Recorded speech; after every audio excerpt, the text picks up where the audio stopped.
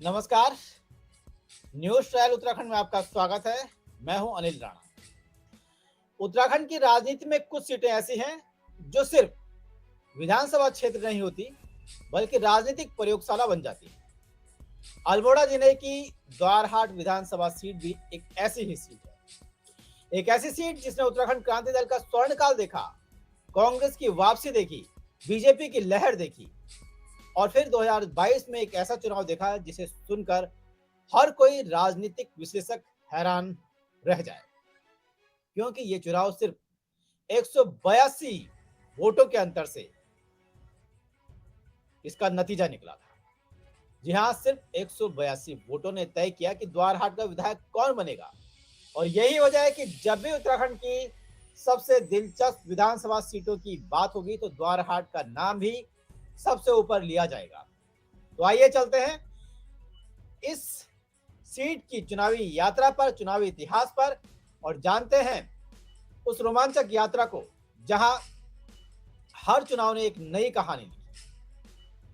साल 2002 में शुरुआत करते हैं। साल 2002 से उत्तराखंड अपने विधानसभा चुनाव की जब तैयारी कर रहा था तो द्वारहाट सीट भी पहली बार राजनीतिक नक्शे पर थी।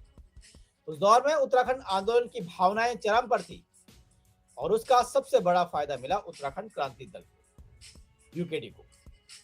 यूकेडी ने यहाँ उत्तराखंड क्रांति दल के संस्थापक जो सदस्य थे विपिन चंद्र त्रिपाठी, स्वर्गीय विपिन चंद्र त्रिपाठी अब हो चुके हैं, उनको टिकट दिया। तो कांग्रेस ने उनकी टक्कर में पूरन चंद्र को मौका दिया। जिसके बाद वोट पड़े तो वोटों का नतीजा कुछ इस तरह रहा। विपिन त्रिपाठी ने 11,114 वोट हासिल किए, जो कुल वोटों का लगभग 37% था। कांग्रेस के पूरन चंद्र को मिले 7,112 वोट, करीब करीब 24% वोट। और इस तरह विपिन चंद्र त्रिपाठी ने 4,000 वोटों के बड़े अंतर से ये जीत दर्ज की। दिलचस्प बात यह रही कि बीजेपी तीसरे नंबर पर सिमट कर रह गई। नई सीट, नया राज्य, नई राजनीति। द्वारहाट ने साफ संदेश दिया कि यहाँ क्षेत्रीय भावनाएं राष्ट्रीय दलों पर भारी पड़ सकती है, जो पहला चुनाव हुआ। लेकिन राजनीति में कहानियां कभी कभी सीधी सीधी नहीं चलती, क्योंकि 2002 के बाद, फरवरी 2002 के बाद जब त्रिपाठी जी चुनाव जीते तो 30 अगस्त 2004 की बात है। सुबह सुबह विपिन चंद्र त्रिपाठी के सीने में तेज दर्द हुआ। उन्हें तुरंत स्थानीय हॉस्पिटल द्वारहाट ले जाया गया। डॉक्टर्स ने उनको बचाने की पूरी कोशिश की, लेकिन डॉक्टर उन्हें बचा नहीं सके और 30 अगस्त 2004 को उनका निधन हो गया। उस समय उनकी उम्र थी 59 साल। उनकी मृत्यु के बाद इस सीट पर उपचुनाव हुआ। तो इस सीट पर उनके बेटे पुष्पेश त्रिपाठी को मैदान में उतारा गया उपचुनाव के लिए। इस बार भी पूरे क्षेत्र में भावनात्मक माहौल था। एक तो विपिन चंद्र त्रिपाठी, खुद ही लोग उनको पसंद करते थे। दूसरा उनका निधन, लोग गमगीन थे। और यूकेडी को लेकर भावनाएं सभी की पॉजिटिव। तो यूकेडी ने उनके परिवार से पुष्पेश त्रिपाठी को मैदान में उतारा तो कांग्रेस ने महेश सिंह को मौका दिया। नतीजा आया और जनता ने फिर से यूकेडी पर भरोसा जताया। इस चुनाव में, उपचुनाव में पुष्पेश त्रिपाठी को मिले 13,224 वोट और कांग्रेस के महेश सिंह को मिले 8,160 वोट और जीत का अंतर बढ़कर हो गया 5,000 से ज्यादा वोट। ये सिर्फ चुनावी जीत नहीं थी, ये जीत विपिन चंद्र त्रिपाठी की राजनीतिक विरासत पर जनता की मुहर थी। इसके बाद अगला चुनाव आया 2007 में। इसमें एक बार फिर से यूकेडी की तरफ से पुष्पेश त्रिपाठी मैदान में थे, तो बीजेपी ने सदानंद को टिकट दिया। अब नतीजा आया तो पुष्पेश त्रिपाठी ने इस चुनाव में 11,000 से ज्यादा वोट हासिल किए और इस सीट को बचाने में वो सफल रहे, जबकि बीजेपी के सदानंद को मिले 8,573 वोट और जो मार्जिन 5,000 का था वो घटकर हो गया 2,500, 2,500, आधा रह गया। लेकिन इस चुनाव की सबसे बड़ी कहानी कोई और थी, वो ये थी निर्दलीय उम्मीदवार मदन सिंह बिष्ट। मदन सिंह बिष्ट को इस चुनाव में 8,184 वोट उनको पड़े। और यहीं से द्वारहट की राजनीति में एक नया चेहरा भी उभरना शुरू हुआ और अध्याय भी। एक ऐसा चेहरा जो आगे चलकर कांग्रेस का सबसे बड़ा हथियार होने वाला था, और वो था मदन सिंह बिष्ट। 2012 आते आते द्वारहाट की राजनीति पूरी तरह से बदल चुकी। मदन सिंह बिष्ट जो पिछली बार निर्दलीय थे, इस बार कांग्रेस के उम्मीदवार, और उन्होंने इस चुनाव में बड़ा उलटफेर किया। इस चुनाव में मदन सिंह बिष्ट को 14,798 वोट मिले, करीब करीब 15,000 मान लीजिए। और यूकेडी के 2 बार के विधायक पुष्पेश त्रिपाठी को 11,472 वोट पड़े, जबकि बीजेपी के नरेंद्र सिंह को 11,000 से ज्यादा वोट।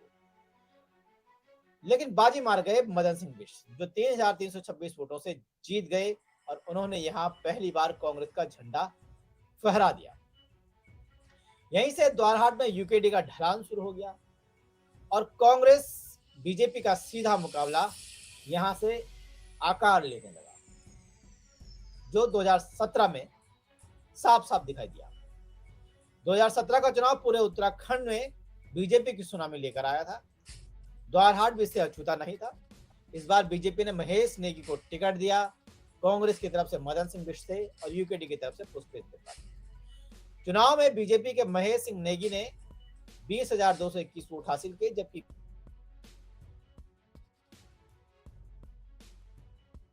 13,628 वोट, और इस तरह बीजेपी ने 7,000 वोटों के बड़े अंतर से जीत दर्ज की। यह उस दौर का चुनाव था जब राज्य भर में बीजेपी की लहर चल रही थी। इस चुनाव में पुष्पेश त्रिपाठी को करीब करीब 6,500 वोट मिले।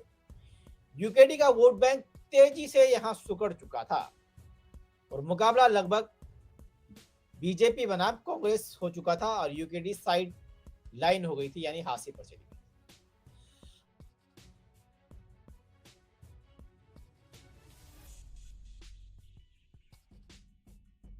उस चुनाव पर जिसकी चर्चा आज भी होती है, साल 2022 का चुनाव, क्योंकि साल 2020 में एक महिला ने महेश नेगी पर दुष्कर्म और बच्चे के पिता होने से जैसे गंभीर आरोप लगाए।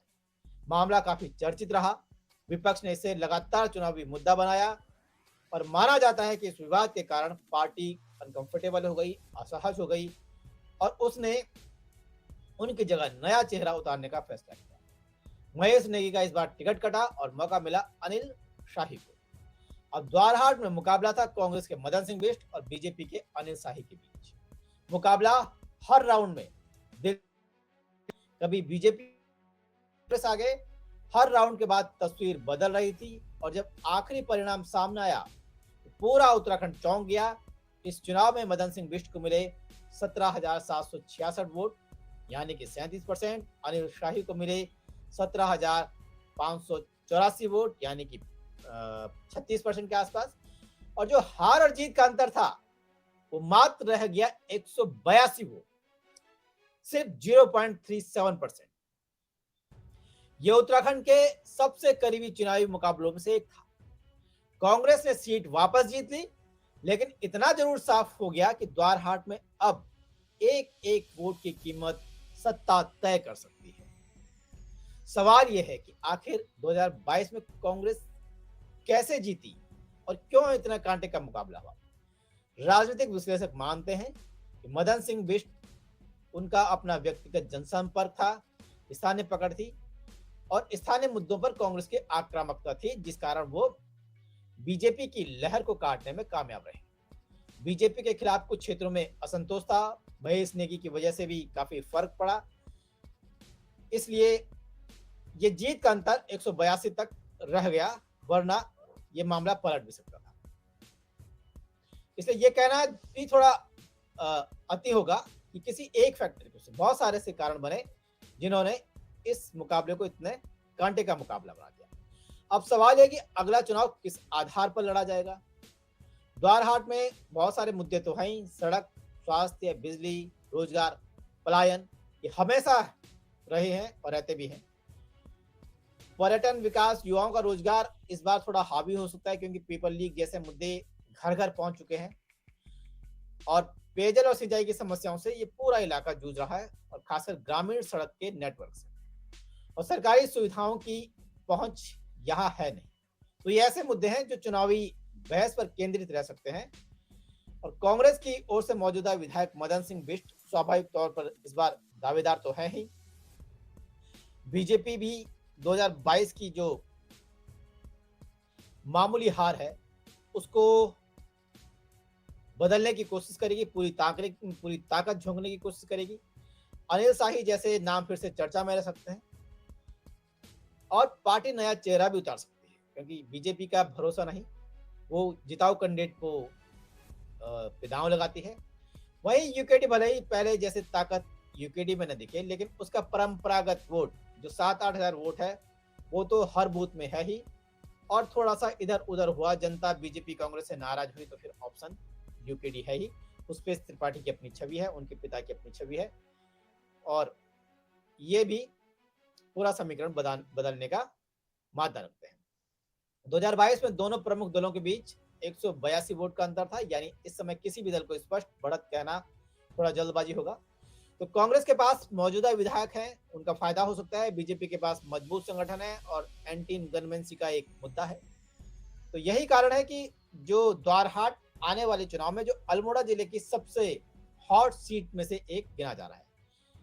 तो सवाल वही कि क्या मदन सिंह बिष्ट 2022 की जीत को फिर से दोहरा के तेहरा पाएंगे और बीजेपी की क्या 182 वोटों का हिसाब बराबर करके। आपको क्या लगता है इस बार द्वारहाट की जनता का मूड क्या है?